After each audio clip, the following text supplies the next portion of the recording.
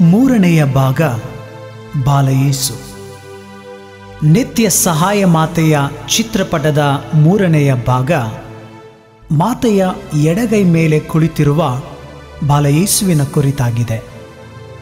ಈ ಚಿತ್ರಪಟದಲ್ಲಿ ಯೇಸು ಸ್ವಾಮಿ ಶಿಶುವಂತಿಲ್ಲ, ಬದಲಾಗಿ ಅವರು ಬೆಳೆದ ಪುಟ್ಟ ಬಾಲಕನಂತಿದ್ದಾರೆ.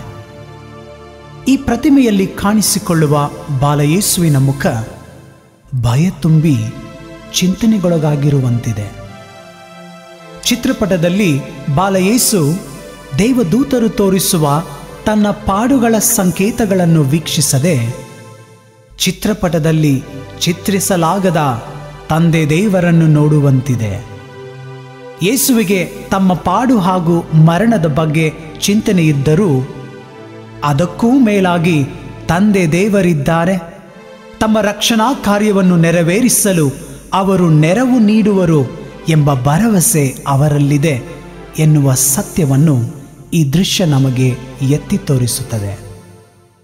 ಯೇಸುವಿನ ಈ ಭಯ ಹಾಗೂ ಚಿಂತನೆ ಈ ರೀತಿ ಪ್ರತಿದಿನ ಜೀವಿಸುವ ನಮ್ಮ ಜೀವನವನ್ನು ಸೂಚಿಸಿ ಶಿಲುಬೆಯಿಲ್ಲದೆ ಮಹಿಮೆಯಿಲ್ಲ ಎಂಬ ಸಂದೇಶವನ್ನು ಈ ಮೂರನೆಯ ಭಾಗ ನೀಡುತ್ತದೆ.